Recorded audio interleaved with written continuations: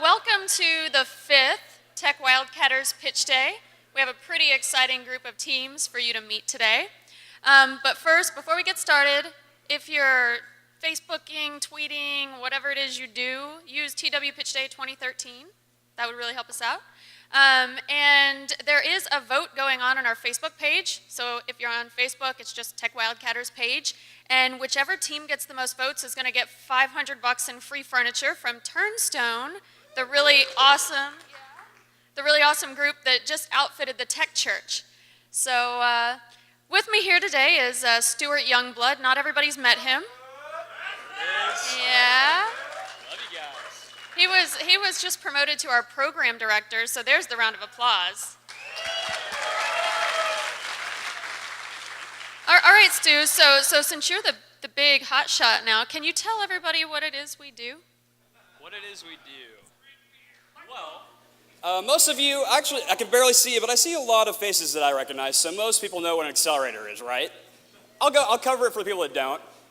We're an early stage accelerator that invests in B2B companies, $25K a pop, 10 to 15 a year, and run them through a 3-month program. That's kind of the basic level of it, right? Well, you guys may not know this, there's actually over 1,000 accelerators now, globally. So there's a lot happening here, and this number is growing every day. Honestly, this is probably out of date. It's probably more like 1,500. And we have the distinction of being a Forbes top 10 accelerator for 2 years in a row. So, yeah. Right here in Dallas, that stuff happens. People don't realize it, so that's what we're doing here. And but we do that by focusing on the right things. And the right things are really, the companies. These are all of our companies, and behind every logo, there's people. Ultimately, this is all about people, right? So we're very, very excited to have all these companies behind us. We also have a great group of mentors, right? Please give our mentors a round of applause. All of you guys are in here right now. Yep. We have over 75 mentors, and it grows all the time. We're looking for the best and the brightest always on that. We have some other people to thank too, right? I mean, there's a few sponsors here that kind of help things run. SoftLayer, who Paul I saw just taking a picture up here. The SoftLayer guys. Every single one of our startups gets free hosting through their Catalyst program. Those guys are awesome. We love them. American Airlines as well is here. Been a huge supporter of the startup ecosystem in general, specifically us with a few of our GAE and a couple other cool things. We love those guys. Always love Silicon Valley Bank. I mean, they back a lot of the venture-backed companies with their debt instruments, and really crucial part of the ecosystem. TriNet, of course, once you get to the 10+ employees, they really allow you to manage your HR and all that kind of stuff that you and I don't want to manage. So we use them. Synico Labs, the Synico guys are here right now. Yeah, absolutely. Give a hand to them, right? Developing some really cool web apps. They can pretty much do whatever you need them to do. So Jonathan's right there. Jackson Walker can't do anything without a lawyer, right? So got to have the lawyers. They've been huge resource, as well as Chapman and Hex, our CPA firm. So. Yeah, you can do a lot without a CPA firm, but you're probably going to get in trouble. Yeah. So, yeah. But I mean, what else? There's some people today, right? So actually, Pitch Day itself, we've got this amazing new venue, and that's made possible by our Pitch Day sponsors. So O2 Works, Mark Clark, who is a new mentor who you'll meet today. They do Oracle integrations, so if you're one of those big companies who deals with that stuff, he can help. Relationship Science, really cool organization that's trying to help make sense of your network. They're sponsoring our VIP happy hour this afternoon. And then, of course, Silicon Valley Bank, who we've already talked about. Uber provided many of you rides today.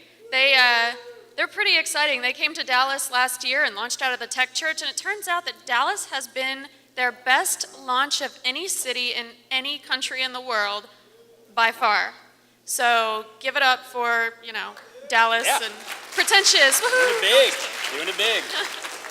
And then, of course, the Granada has certainly helped us with this great venue, and Turnstone, the guys who outfitted our tech church, they've helped us out quite a bit today as well. Absolutely. So, next. See, I need notes. I'm older than Stuart here, quite a bit. You're fine. So, are we forgetting anybody? forgetting anybody. I mean, maybe investors kind of are at the crux of everything we do. Oh, yeah, I don't know. that's right, somebody. that's right. And they actually care about, like, if we're successful and make money, right? Investors, you care about numbers. You don't care about numbers, right? No? Yeah. Do we have I think any? so. We have a few. We have a few to show. So, year in review, we've actually put out 37 companies to date. From those 37 companies, over 25 million raised, over $10 million in revenue. That's over 200 plus jobs, and that's less than $2 million deployed. Yeah, absolutely. So we feel like we have a really, we've nailed down the model, and we're only going to keep pushing it. But I think I left two really important things off this slide, possibly. Did I? You know, since we've seen you guys last at a pitch day, it turns out that we've had a couple of really interesting things happen. So Gannett, little tiny company, if you've ever heard of them, they decided to come and acquire one of our startups from the very first class, Keyring. So really exciting deal. And then last month, we had another company acquire Proximo from our spring of 2011 class. So the model works. Absolutely, give them a hand.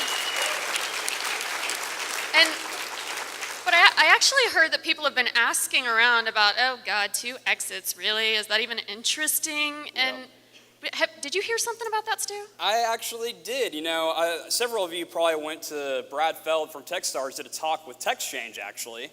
And he talked to me after. He actually said this on stage, and I talked to him after it. But he said that people were coming up to him and say, you know, 2 exits, that's good. I mean, we need more. He told them absolutely almost 99% of the accelerators don't have any exits. So you guys need to celebrate it, own it. And we know that we're going to own it, and we expect many, many more coming very quickly. Absolutely, yeah. absolutely. That's what it's all about. Okay, so. Somebody else has been talking about us too, right? A few people have been talking about us. You know, Wired. Yep. Who else? Forbes, obviously. D Magazine, Dallas Morning News. Lots of local people. This is all within the last year. But you know, the part that, and sorry, this like totally pisses me off. TechCrunch, they don't like our name. No. What the hell? What do you guys think about the name? No. Yeah. See, right? Yeah. Now, I'm native Texan. You're native Texan. We get it. But I know there's a few out of towners here, so we're gonna do a quick quiz. Okay? Is this a wildcatter? No. No. It's a wildcat, right? Okay. No. What about this? Daniel Day-Lewis? Yeah. Okay. That's where it came from, right? That's the origin. That's not my style, though. I want a tech wildcatter. This is what it is. It is an absolutely focused entrepreneur who will do anything to succeed. And anything. And Stuart, I think they actually might have come to listen to those guys and not us. Okay. We should. Well, let's get out of here. All right. Okay. So let's just run down the agenda real quick. The first 6 companies will go right after this. We'll have a break, a 15-minute break, and I'm serious about this. I will come hunt you down if it lasts longer than 15 minutes. Then we go 7 through 11, and then we go drinking at the happy hour at sundown. So, sound good? Yeah. All right. Okay, first introducer is Mark Clark for Vonciers. Good afternoon. It's really an honor to be able to introduce this next group. I had the opportunity to meet with them the first time, and from the very first meeting, their messaging and communication was very clear. It was easy to see what value that they offer. And as a mentor, you get to work with the teams over the course of the 12 weeks. So never before in my life, between the hours of midnight and 3 a.m., have I received so many emails that wasn't related to Canadian pharmaceuticals.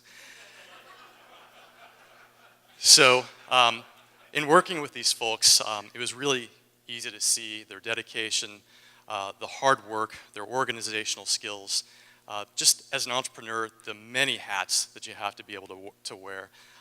In one meeting, MJ, or Mijung, brought together a large group of mentors, which in itself was a feat. But we go into this meeting, and you could tell that it wasn't organized by guys because there's a seating chart, there's an agenda, and the snacks were real vegetables. So anyway, I just wanted to point out, working with this team has been an honor. And before I introduce her, I want everybody to know that this weekend is her 1-year anniversary. So give it up for MJ Mijung Jang.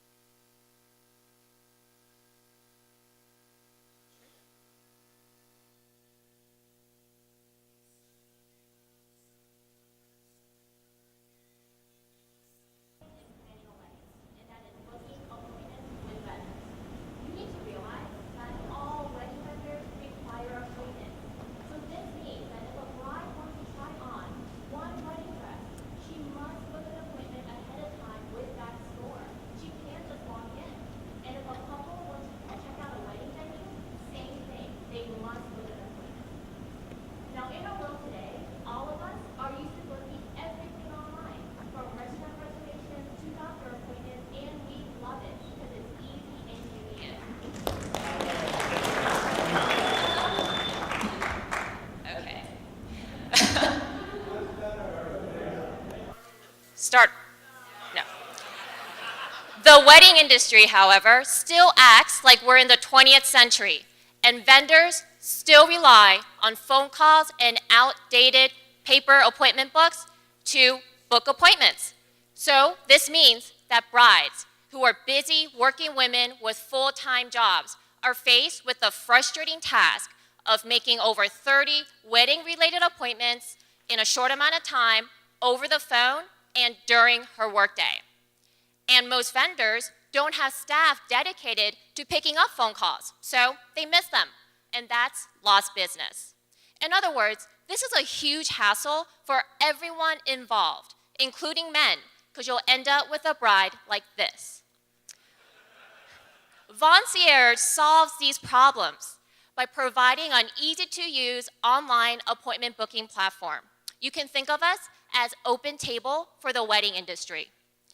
On our site, brides and couples can plan their wedding on their own time, outside regular store hours, and vendors can receive new appointments and new clients 24/7.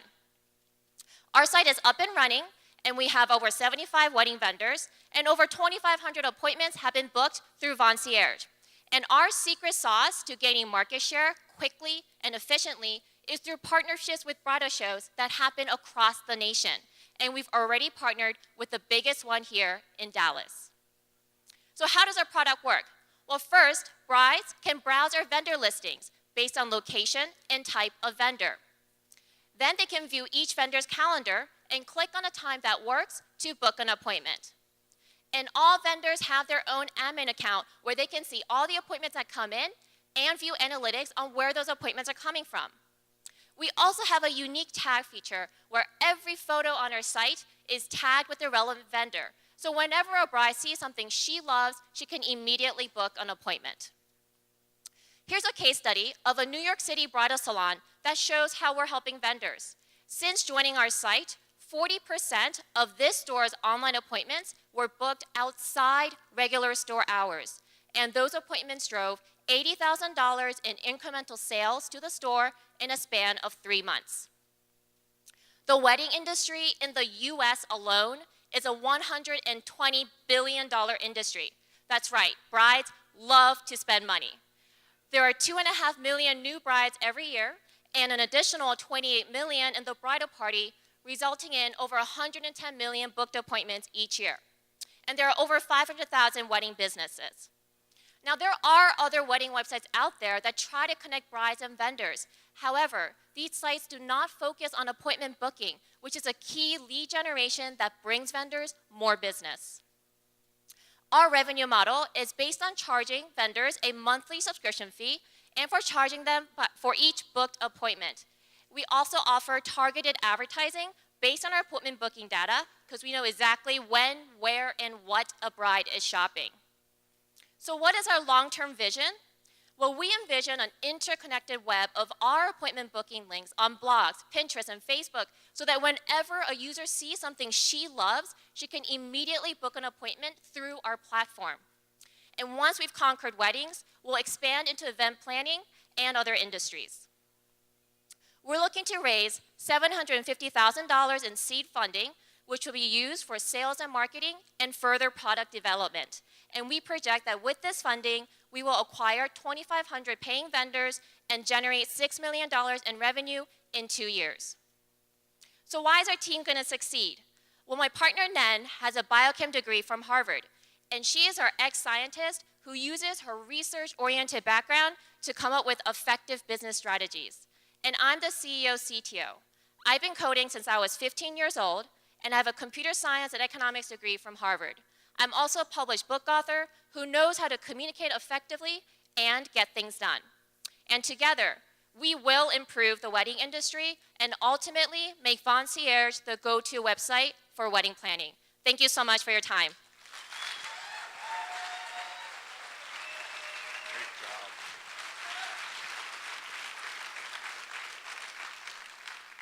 Good afternoon. My name is Jim Janicki, and I'm here to introduce ClickPush. Every one of these teams works hard, but these guys are tenacious. I was there the first week of the class watching their pitches, and I sat and watched the pitch, and at the end I raised my hand and I said, "What do you do?" I didn't get it. Did they give up? No. They came to my office and sat in my office for 2 hours until I finally understood what they did. And I kept telling them, I'm not the right mentor for you. I'm not the right mentor for you.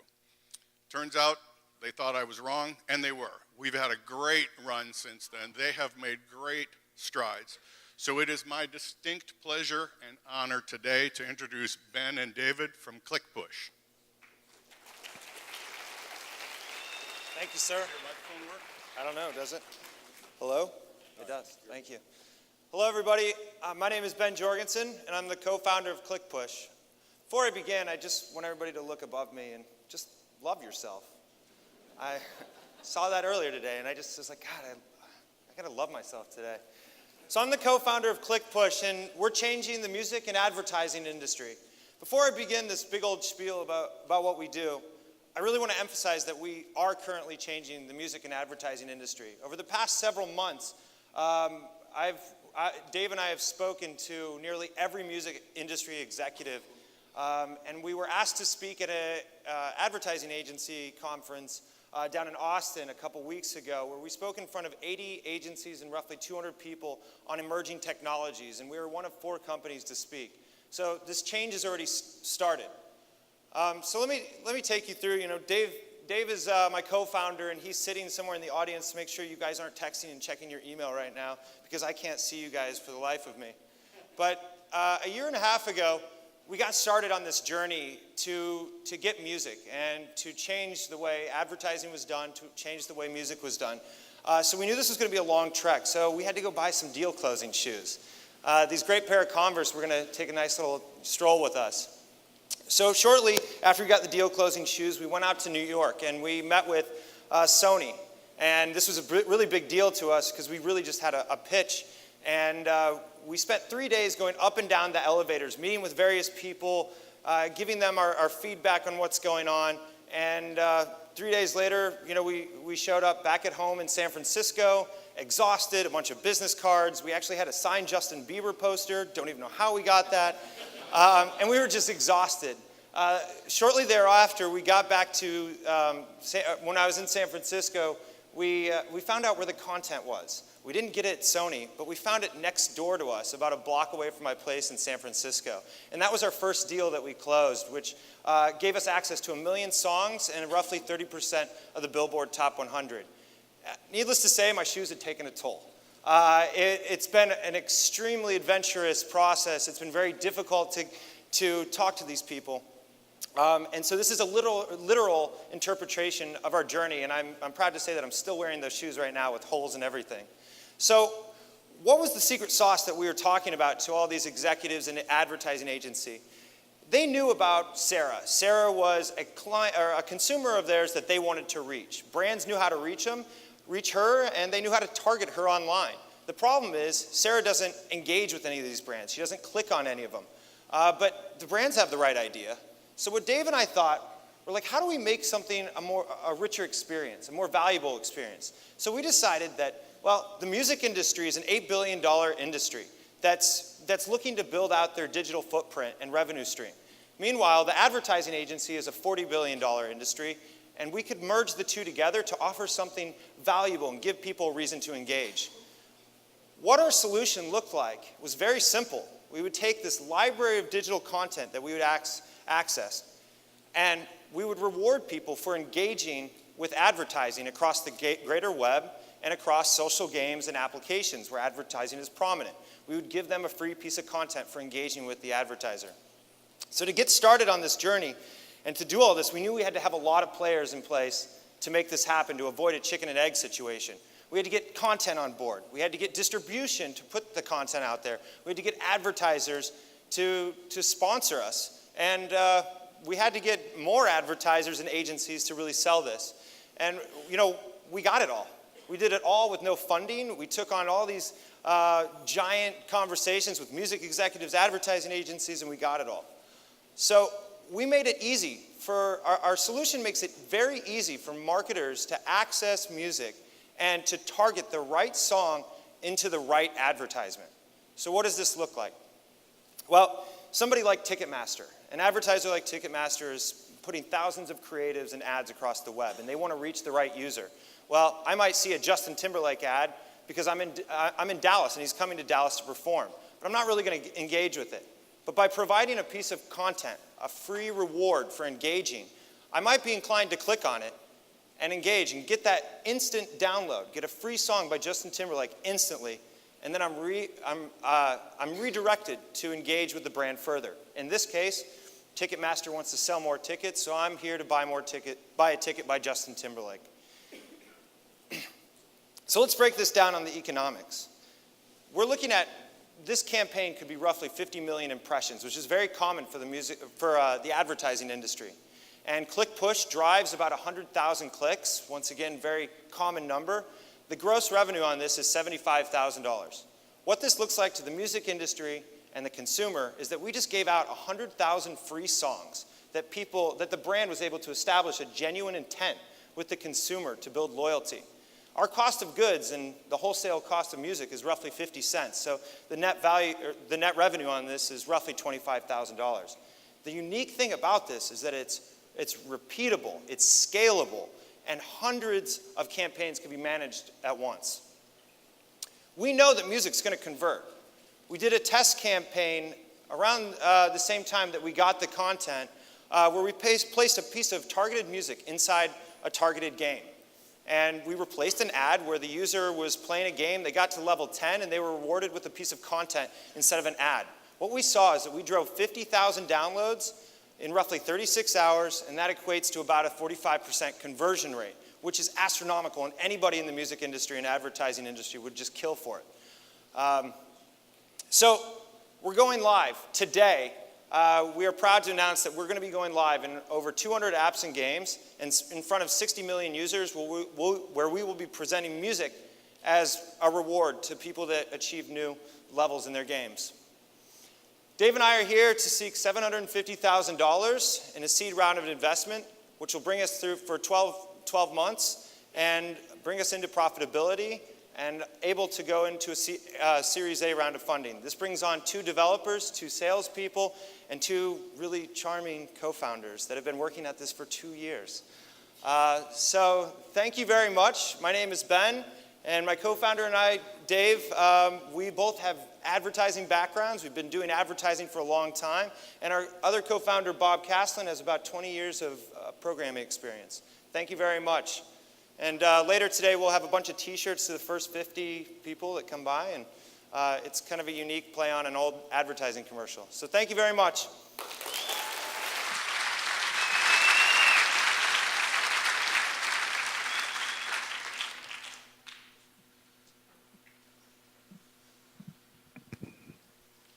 Hello, I'm Lizbeth McNabb. I'm the CEO of DigiWorks. I'm here to introduce GroupRaise. Like you guys, I love the passion and the ideas and vision from entrepreneurs, and that's why we're here, and GroupRaise has it. What I also know is that it takes execution and persistence to get it done, and these guys are really getting it done. I enjoyed mentoring them, and I hope you enjoy, like I do, the wonderfulness of GroupRaise. Devin.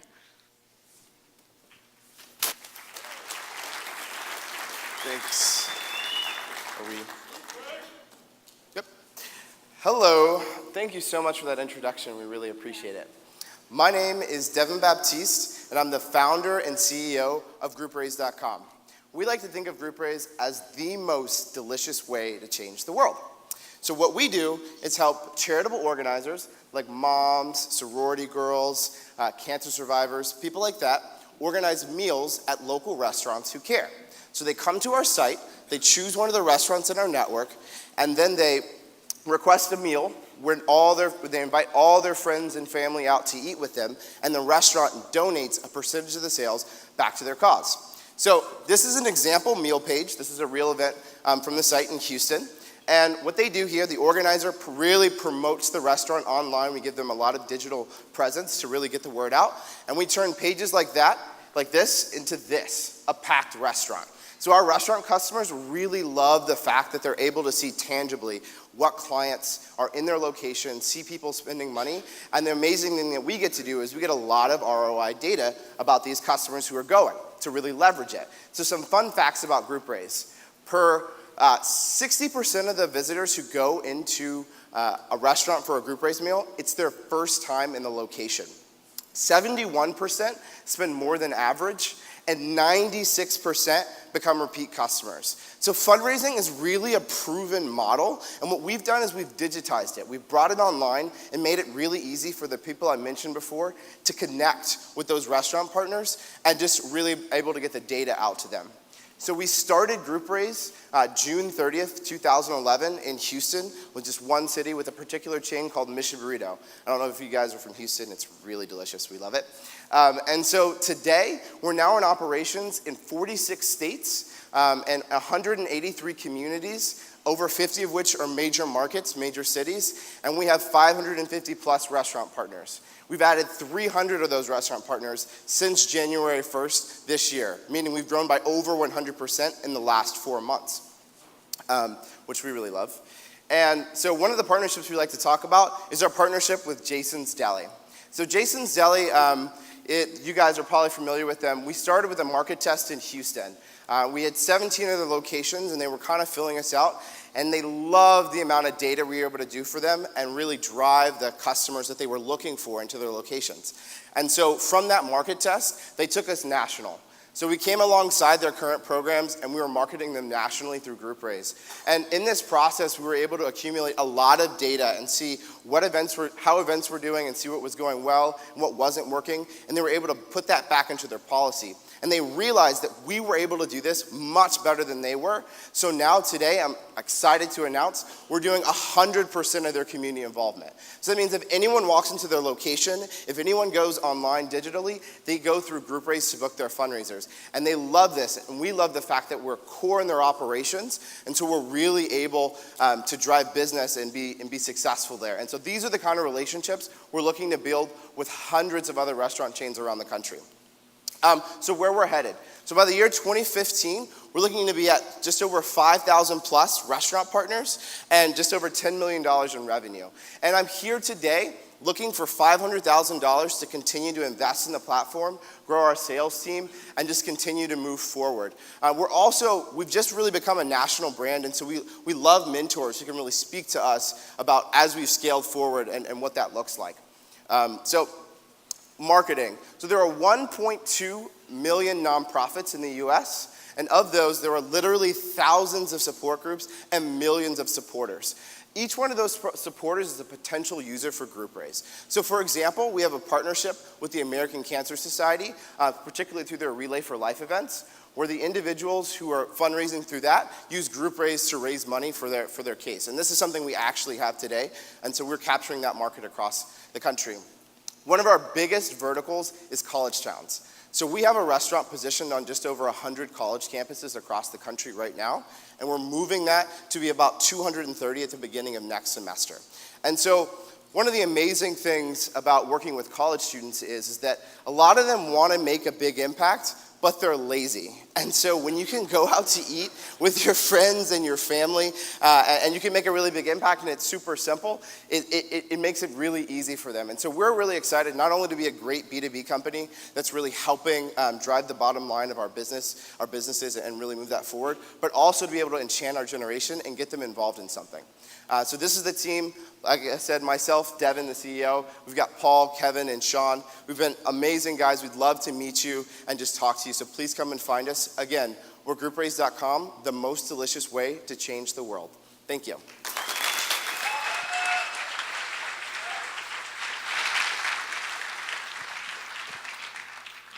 Good afternoon, everyone. My name is Chris Botti, and it's with much pleasure I get to introduce ScribeSense to you. Paul, the founder of ScribeSense, came to me a couple months ago, and I was overwhelmed by the technology. As a former educator and as a now education entrepreneur, I was overwhelmed by how incredible that this technology can revolutionize education, specifically for students and teachers alike. But what really struck me most with this company was how incredibly mission-driven Paul and his team were. I'll tell you a quick story. The first time I met Paul, he asked me to come to the tech church. And I told him, well, why don't we meet at that Sfoozie's right next to the tech church? Because if anything, I can have a drink if I don't like the company, and he'd pay for it, right? And so that's what I was thinking. And when it came time for the tab, I was so incredibly taken when he said that everything that we do in support for students and the mission of our company. And so he said to me, you're going to have to pay your own tab this time. And I loved that. And what it reminded me of was the companies like Walmart, the executives of those individuals, when they travel, and I've heard stories about the executives of Walmart, that when they travel, they don't stay in the Ritz-Carlton, that they stay in a Holiday Inn because it's true to their mission. And that's what I especially loved about this company, is everything that they did was true to their mission. So it's with great pleasure that I introduce to you Paul Abramov, founder of ScribeSense.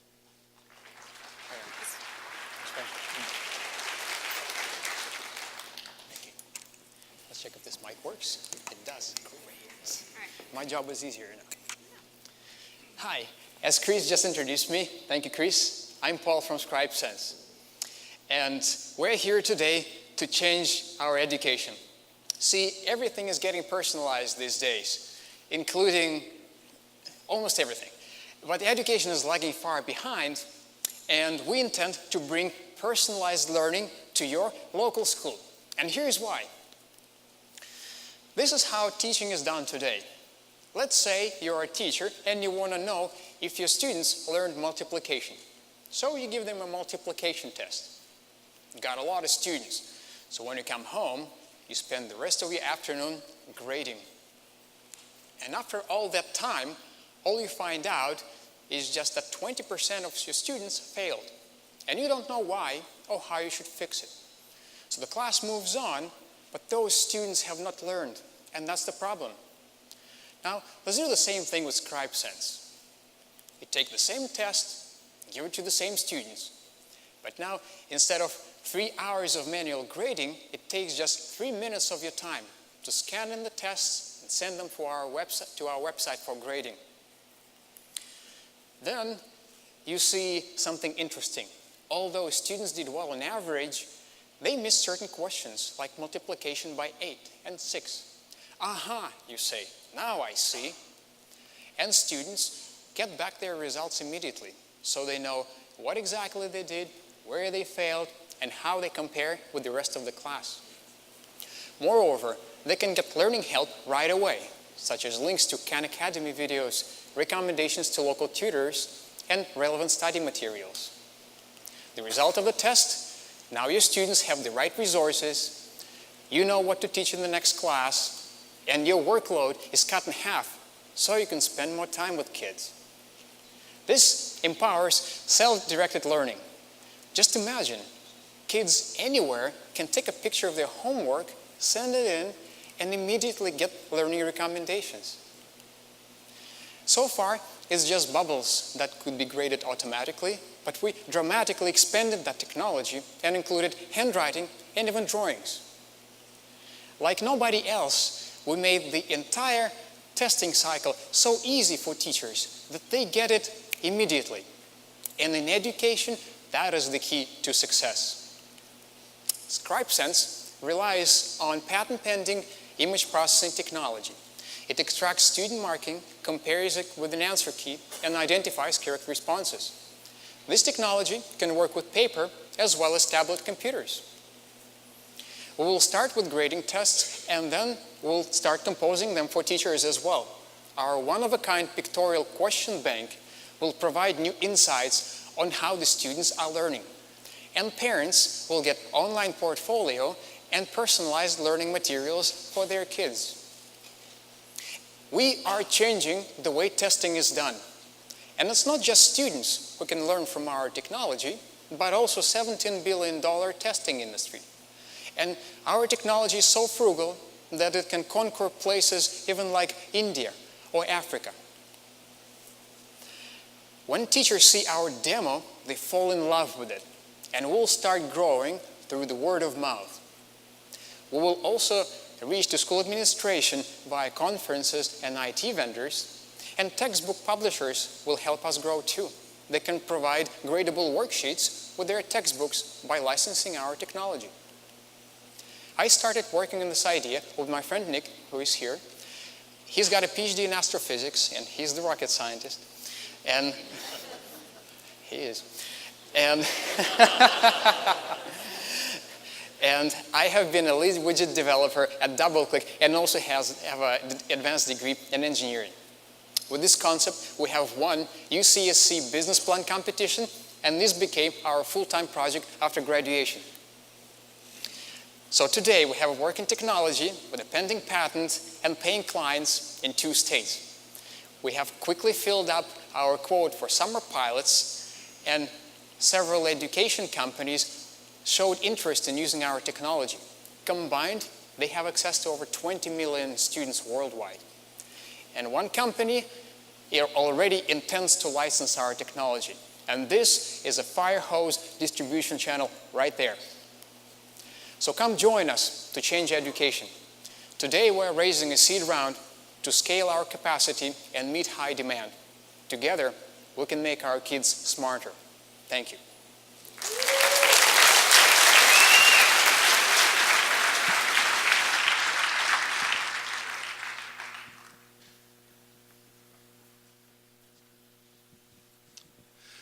Hey, good afternoon, everybody. My name is Ryan Scripps, and I'm here to introduce one of our companies, SmokePhone. And I want to say I've been involved with Tech Wildcatters for the past couple of years, and it's really a refreshing. I came from the corporate world, worked in corporate America for a decade. Entrepreneurs have this way of looking at the world that is way more the way the world ought to work to them is way more obvious than it does to the rest of us mortals. SmokePhone is one of these companies that is doing a great job of taking a problem, and to them the solution is obvious. And it actually took me a couple of times having to have them explain it to me before I kind of got it. And that's what I love about Sam and Oren. They excuse me. They do this great job of explaining it in a way that once you leave, you're wondering not who would use this, but who wouldn't do this? Why aren't we already doing this? It's a great idea. So, without any further ado, I will introduce you to Oren from SmokePhone. Thank you.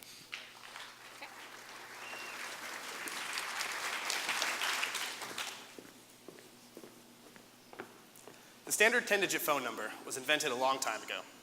If it was created today, we'd say that it features one critical design flaw, in that as soon as you give out your precious 10 digits, you lose control over what happens next. The cell phone. No, I am not Steve Jobs introducing a revolutionary new product. I'm merely pointing out the fact that, like myself, everyone in this building can pull one out from their pocket right now. Maybe even 2, 3, or 4. And that's not just true right here and right now. That's pretty much true anywhere and at all times. And what's the access point for these phone numbers? Well, you guessed it. It's your precious 10 digits.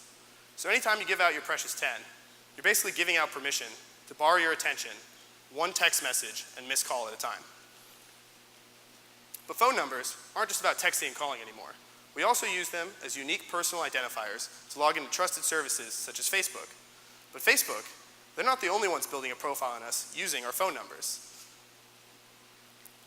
Telemarketers, debt collectors, future employers, and even government agencies are constantly building a profile on you using your phone number. And often, they'll share this information with each other to build an even more accurate profile on you. And they won't just share it with each other. They'll share it to anyone who will pay for it. Don't believe me? Try logging on to a service like Intellis.com and do a reverse lookup on your phone number and see how much personal information you're already giving out every time you give out your phone number.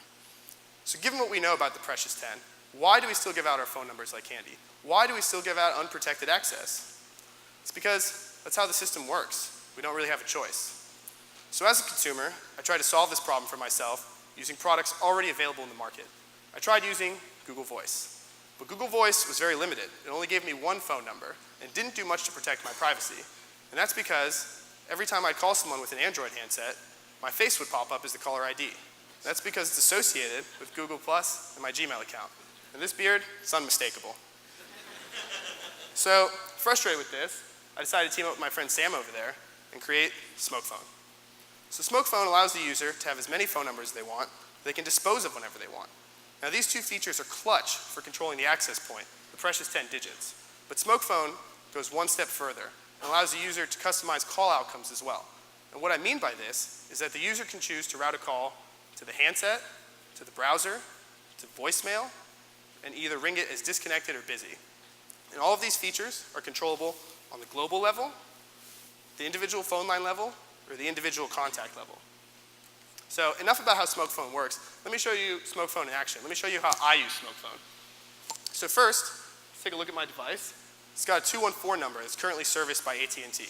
It's basically my precious 10 digits. I've had this phone number for over 10 years, and I only give it out to a trusted group of family and friends. But recently, I took on an activity in which I needed to protect my privacy. And that activity was online dating.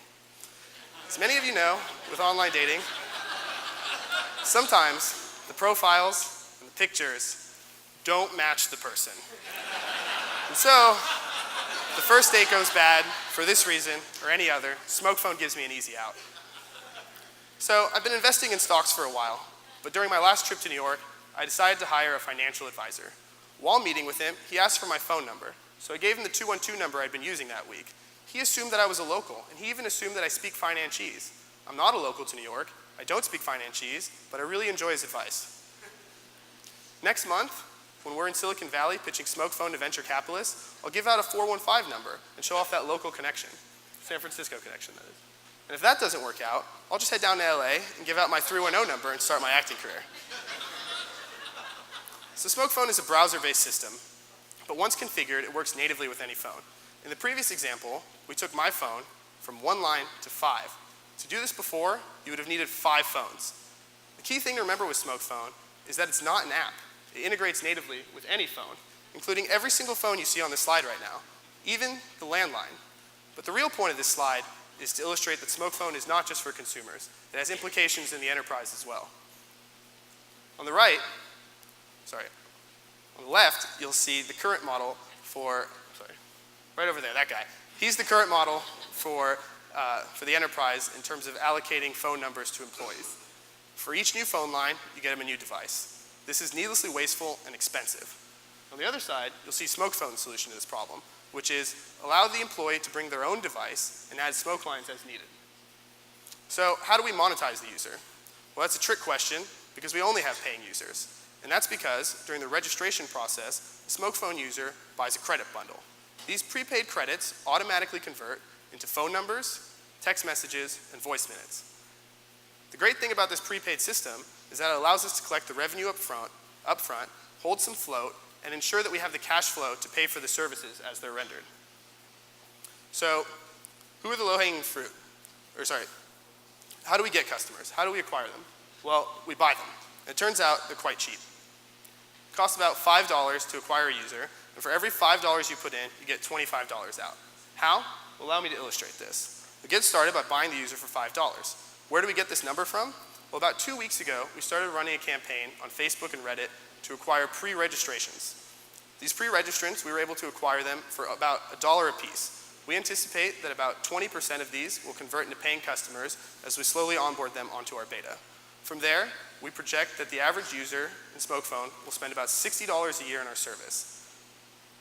This is accounting for variables such as turnover and churn as well. Some users will obviously spend a lot more than this. From there, because our margins are high and our overhead is low, we book about half of it in profit. So take that $30, subtract the $5 that we spent to acquire the customer, end up with $25 as the lifetime value of that customer. So who are we going after first? Who are the low-hanging fruit? To get an idea for the total addressable market for this product, we'll look at some user bases that desperately need SmokePhone right now because of the context of their product. Online dating sites in the United States have a combined 40 million monthly active users. That's 15% of our population. Craigslist, another service that prides itself on peer-to-peer anonymity, but doesn't provide any native solution for voice or text, has 30 million monthly active users. And that number in the bottom corner is also really important. 100 million prepaid mobile subscribers in the United States. This means that 100 million people are already consuming voice credits the way that we plan to charge for them in SmokePhone. So where are we taking this? We're currently rolling out phase 1, in which we go after people interested in the peer-to-peer privacy and anonymity angle. These are people such as online daters. From there, we go after small mom-and-pop businesses, the kind of businesses that survive on Etsy, Craigslist, and eBay. Now, the next phase, the bring your own device phase, represents an inflection point for our business. And that's because VoIP businesses such as SmokePhone rely on large volumes of phone traffic in order to drive down our cost per minute. We'll need to have these low costs in order to be competitive in the small medium business market, as well as our next phase, which is the enterprise. We believe that once we're handling this amount of call and text traffic and understanding the context in which these conversations are being made, there's a strong big data play to be made in analyzing all of the context of these conversations. So what's the story behind the two guys that put this project together? Well, Sam and I met 11 years ago in AP Computer Science class at J.J. Pierce High School, just up Highway 75 in Richardson, Texas.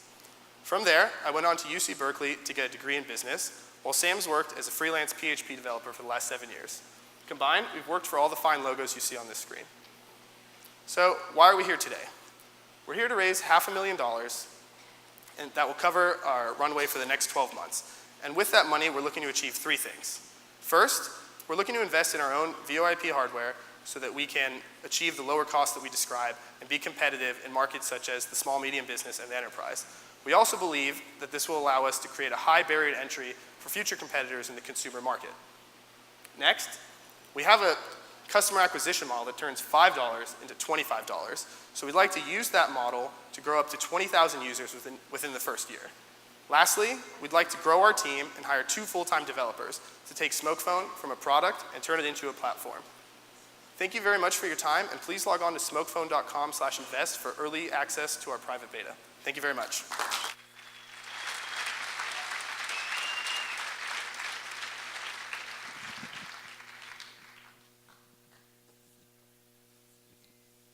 Hi, everyone. I'm George Cretus, CSO at SoftLayer. I guess I should back up.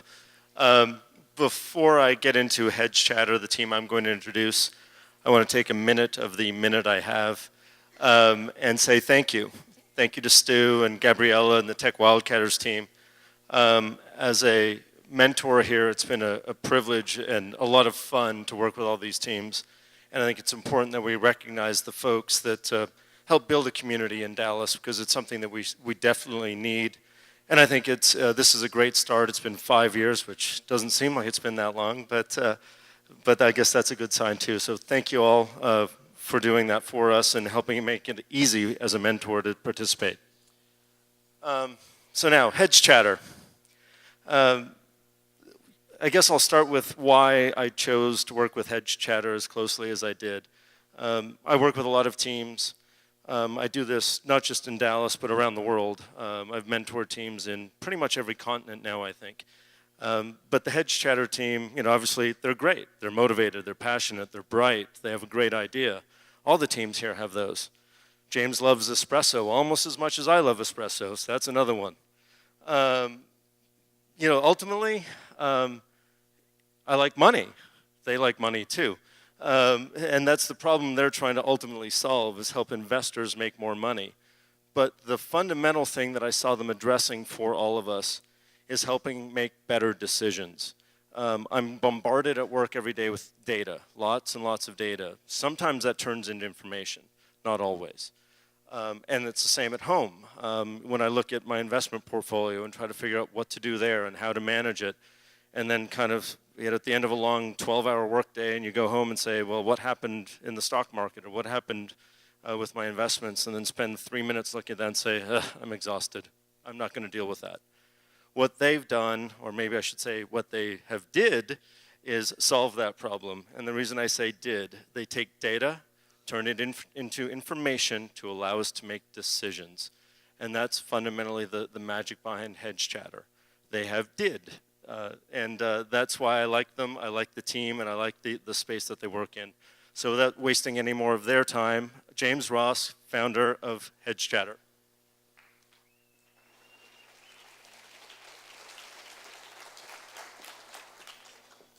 Ladies and gentlemen, your 401ks, your investment accounts, and your retirement portfolios are in jeopardy right now.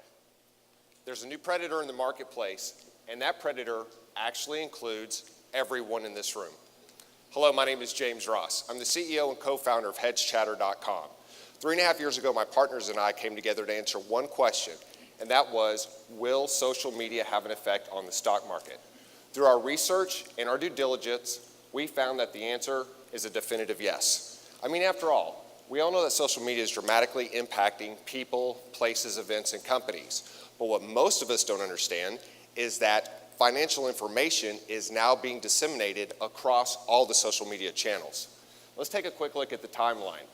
Back last year, Morgan Stanley greenlit and approved all of their advisors to begin using Twitter to send out financial information.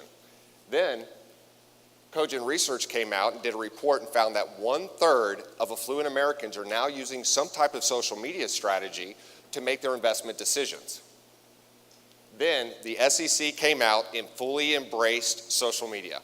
Folks, the gloves are off. All financial firms, hedge funds, everybody in the financial sector is now using some type of social media to get that information out. The question is, are you catching it? We all know what happened when Bloomberg came out the next day and incorporated Twitter feeds, live Twitter feeds into their Bloomberg terminals. And it basically set a precedence. And then last week, the Associated Press was actually hacked. One rogue tweet went out, causing the market to tank 145 points.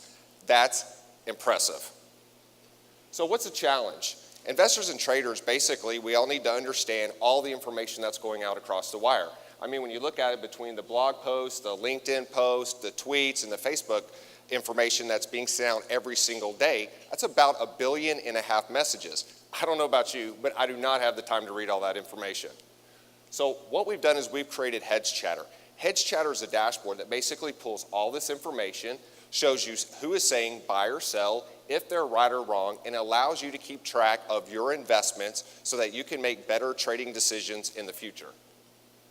So let me give you just kind of a taste of the technology. We went in here and looked to see what were the most chatted stocks in the last 30 days. We found that TiVo had a high message count of over 16,000 messages. We then went in and said, okay, out of all these messages, how do people feel about TiVo right now? And we found that it was an overall 82% positive. So it looks like it could be a positive investment decision to make. Then we looked and we saw that the masses had all started to move towards TiVo very quickly. And as professional traders out there who are making trading decisions every day, they understand one thing. When the masses move one direction, you take a position in an opposite direction. Now, I'm not here to try to make you better traders. I'm simply showing you that this information is real, it's relevant, and it's happening each and every day.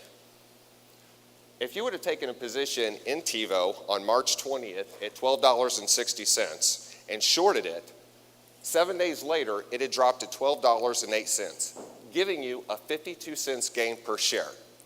Then, if you would have used a bilateral quadrilateral strategy to do a cross, just kidding. Again, I'm not here to make you better traders. I'm simply here to show you that that information is out there and it's impacting people, decisions, companies, and most importantly, your finances every single day. Another feature we have is an overall win-loss ratio where we're able to actually see who's saying buy and sell on stocks, and if the stocks are actually going up and down, and which stocks they're chatting on the most. So you could ride the coattails or allow them to basically be your front runner on your due diligence for investment decisions you want to make. We also have a manipulation meter. This is powerful. Somebody calls you and tells you, hey, there's a good stock you should get into. You can come in here and see if it's basically a pump and dump scam. That way, it gives you more information to make better trading decisions. Chris Camillo, he's a local Dallas entrepreneur and author. He basically wrote a book because I know you're asking yourself, well, does this stuff really work?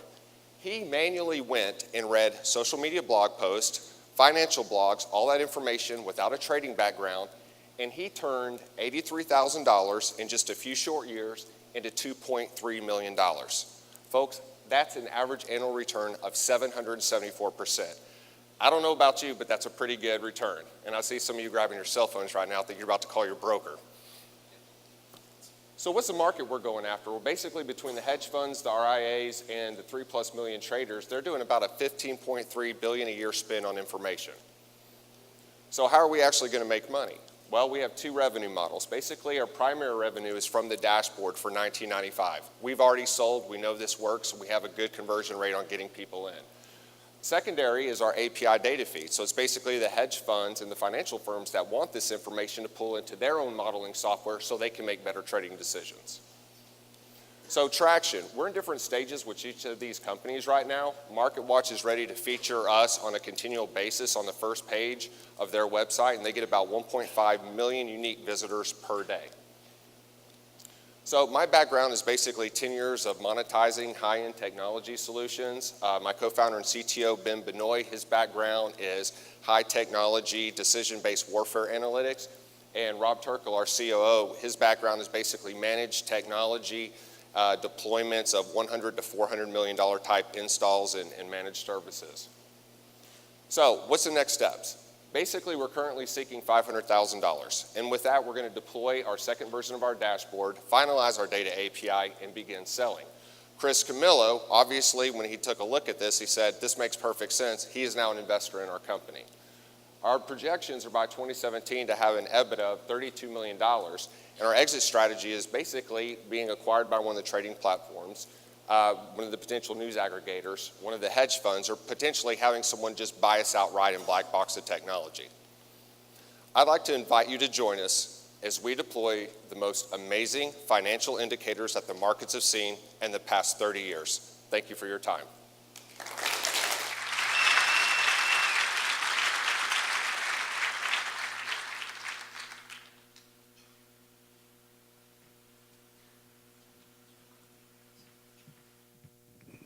All right, let's give a hand to the first 6 presenters, right? Good stuff. Okay.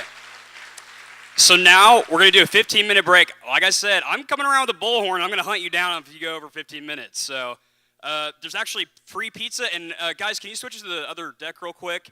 I want to tell you about Jim from Order Mapper is providing free pizza. And actually, if you use their app right now, they're donating all their proceeds to the Oklahoma City relief fund for what happened a couple days ago. So go enjoy the pizza. Be back here in 15 minutes, okay? Thanks.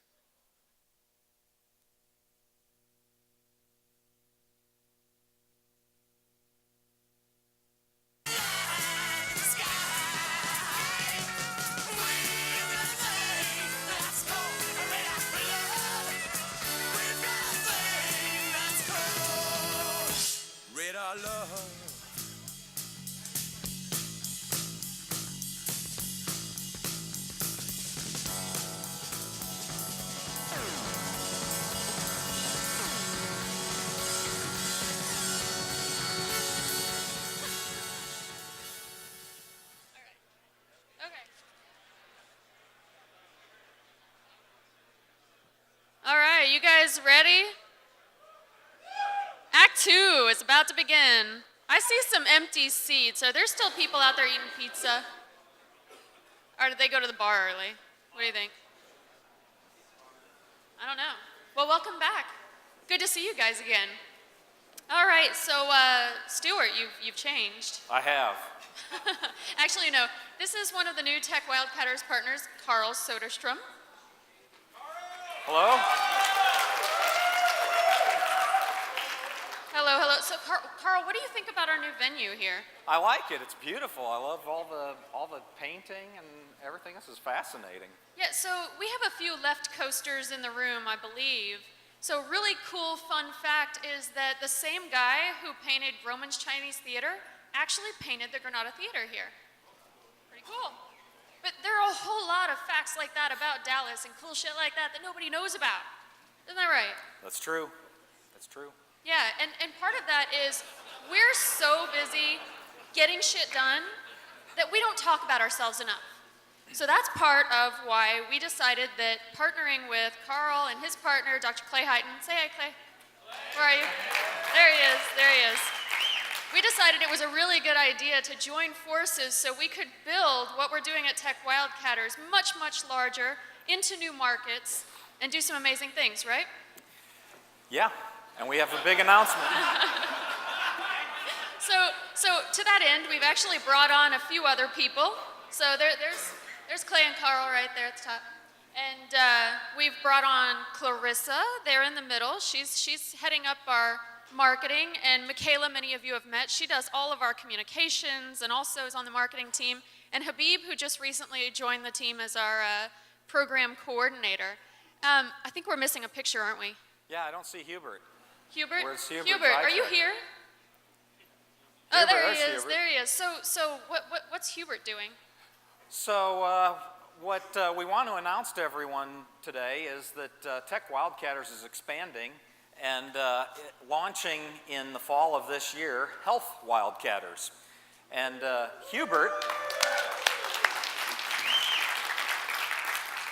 Hubert Zajac, myself, Dr. Heighton, Gabriella, and Tech Wildcatters are co-founding Health Wildcatters, a program that'll launch in August of this year.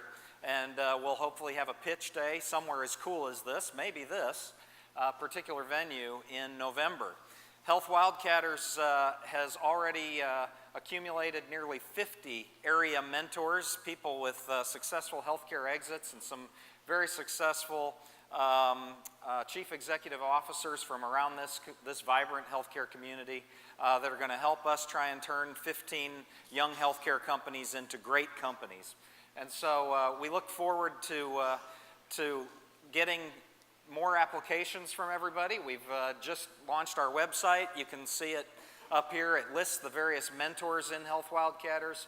Our fund was way oversubscribed. People that wanted in are going to get a fraction of what they wanted. I think it's going to be a very successful program, very exciting. And we're open for applications. So if you or a friend or a colleague, someone you know is trying to launch a healthcare company and you think they might benefit from the expertise of the area's best and brightest healthcare executives, please have them enroll. We'd love to help accelerate their idea. Very cool. We've also got some other new stuff working, but I definitely want to make a shout out to some of the very most important people on the Tech Wildcatters team. Where are my other partners? John Reed, Brad Taylor. Where are you guys? All right, say hi. These guys.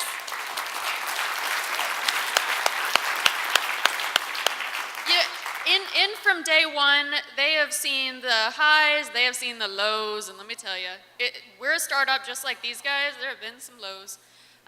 So really appreciate that you guys have stuck through thick and thin. You're still here. You even brought some coffee this morning. I mean, dude, that's awesome. You know exactly what we need. All right, so a couple more things that we're doing in the next year. First of all, we started something called the Global Accelerator Exchange last year in partnership with American Airlines. Very first ever exchange program for startups that had gone through accelerators like Tech Wildcatters. So we sent some of our teams out to London to the Springboard Accelerator, brought in some of their teams, and that was really fun. They all got like a week in the life of the other accelerator. Things like, I believe Quick ended up meeting the PayPal guys in London, of all places. Funny, right? At the Google campus. And they ended up striking a deal with PayPal. So great stuff came out of it. This year, we're expanding the program with even more partners. Every team from this class will be heading to Europe in a few weeks. We'll be visiting with accelerators and partners in Amsterdam, Berlin, and London. I think everybody, are you guys excited about that? Yeah, it's pretty cool. And then in July, we will actually invite 10 to 15 more startups that have been through accelerators in other parts of the world to Dallas, because we're a great place to be for a startup to launch, right? You guys agree? Absolutely. Yeah. So they'll come here and learn all about business development, perfect their pitches. We'll go to the West Coast for a couple of days, and then to Las Vegas right before South by Southwest in Vegas in August. So really excited about that. American Airlines and their Business Extra program, great partnership. If you don't know about it, you get to get your miles on your flights, but then if your company pays for it, they get to get these points, so it's more free shit, and we love that. SoftLayer, as always, one of our biggest supporters. Thank you again for helping support the program as well. And then one more new thing this year. So this fall, we are going to be blowing it out in the corporate innovation space. We are, well, if we're the only B2B accelerator in the Forbes top 10, I feel comfortable saying that we're the best B2B accelerator in the world. Why not? Absolutely. That's marketing, right? Absolutely. Right? Yeah, okay, cool. I'm trying to learn this whole marketing thing. All right, so because of that, we really believe that corporate innovation and startups should work together. Right now, half of early stage funding, half, is coming from corporations, not from venture capitalists. Does that shock anybody in the room? It's pretty cool. So we're putting together a big, large-scale global event to bring together those corporate innovation teams and those startups, get them talking the same language, have some fun together, and strike some deals. So pay attention, October 17th to 19th. We're going to do it over in the West End. We're going to set up a huge innovation village. It's going to be great. But again, I don't think they came here to listen to us. Nope, I think So they're done. we should probably get off the stage. I think so. All right. Next up.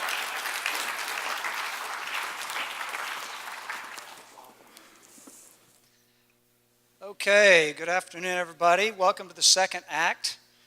And unlike Carl, who sounds like he's new to this incredible building, I've been in here dozens of times because I love live music. Like the button says, live music is better. If you agree with me, then come back here often. Yeah, right on. And greatest tour ever. Again, some of y'all were probably there. Let's talk at happy hour about Led Zeppelin 77, okay? So my name's Michael Martin. I've been involved with Tech Wildcatters. I always get to introduce a company. I'm honored to do that every year. For some reason, somebody asks me. It's fun to do it, but in this building is really cool because I love live music, like I said. So let's imagine for a minute, we're not here for Tech Wildcatters. We're here for what usually happens here, which is a great music show. And a bunch of you have probably been here. You're getting into it. You're enjoying it. You're having a great time. And imagine if you could take advantage of that great feeling and the impulse of the moment to buy the song that's playing, buy the shirt, do something other than just buy beer. Because that's about the only transaction you can do in here is buy a beer. But there's this massive opportunity to do transactions right when you're enjoying it, when you're having a good time, and what a great thing to seize upon is that impulse buy opportunity. Thousands and thousands of concerts, millions and tens of millions of people in the US and worldwide go to concerts every year. Imagine if we could tap into that. And I'll stop there because the expert that's coming up is going to tell you all about this. And I was inspired when I met Harley Barnes. He's the CEO of the next firm that you're going to hear about because he's young, he's passionate, he's a musician, and he's really smart. And there's a massive opportunity here. And so just keep that in mind as he tells the story for the next 5 minutes. And imagine CrowdFeed in your hand to do that impulse thing that you choose to do while you're enjoying the show. So just imagine that as he's giving you the talk. And so let's give it up for Harley Barnes.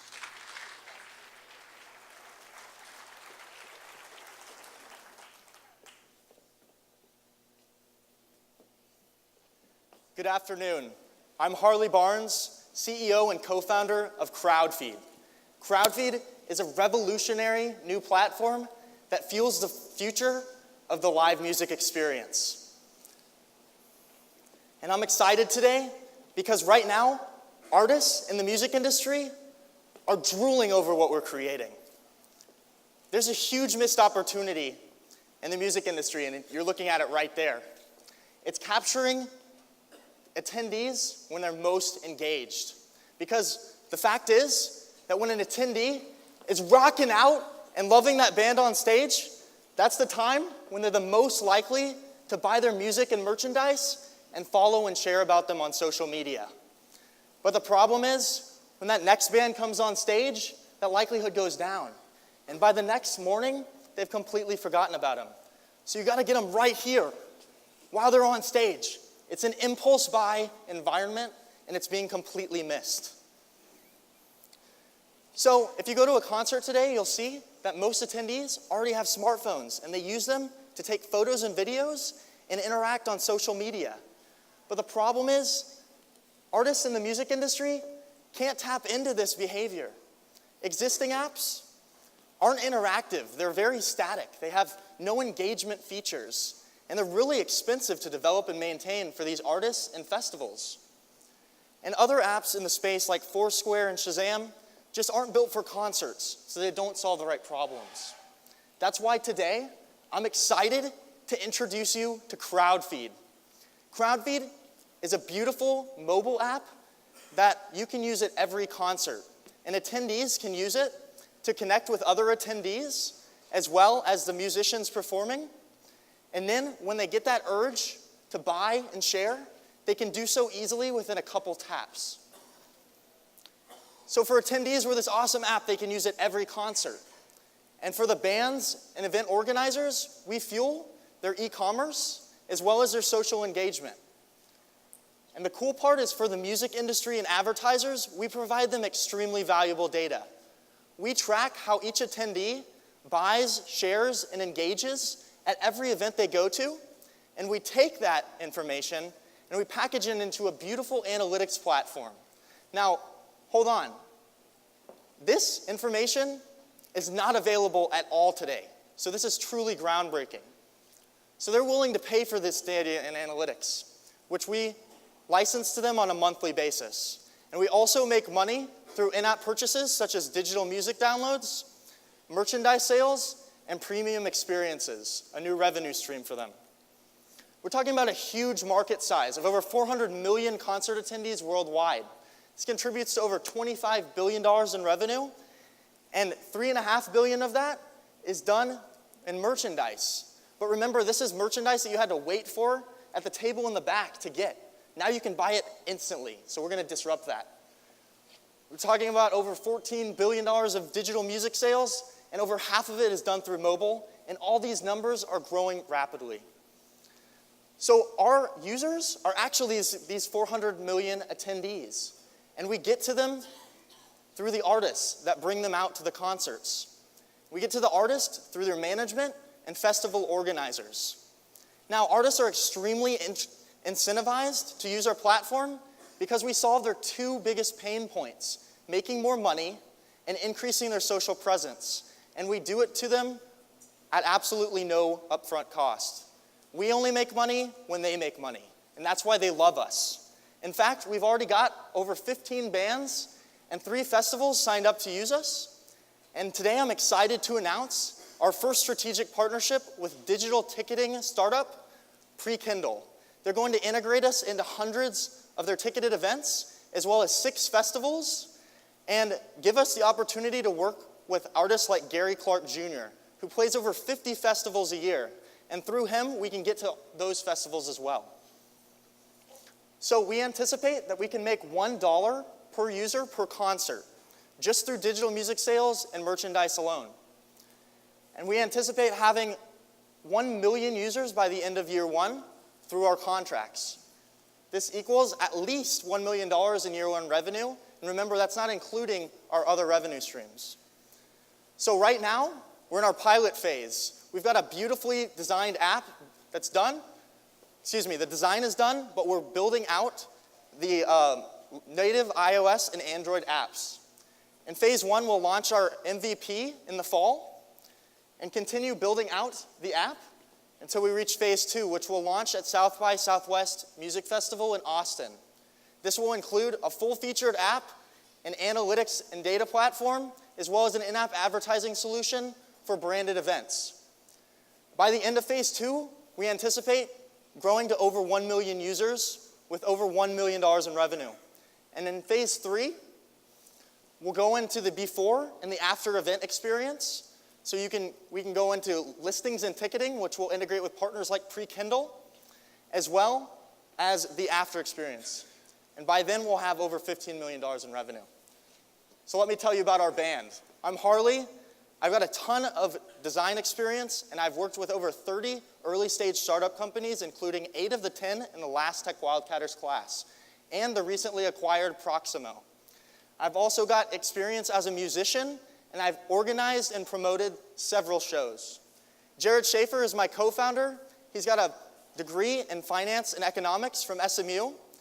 He grew a limo company to $1 million in revenue and successfully exited it, and he's a startup weekend organizer. So come and get involved with us. We're raising $650,000 today that is going to help us develop out our platform as well as fuel our sales and marketing efforts. And we're also asking for introductions to any music industry contacts you have, because we know they're going to love us. So come with us and revolutionize the way the world experiences live music. Thank you.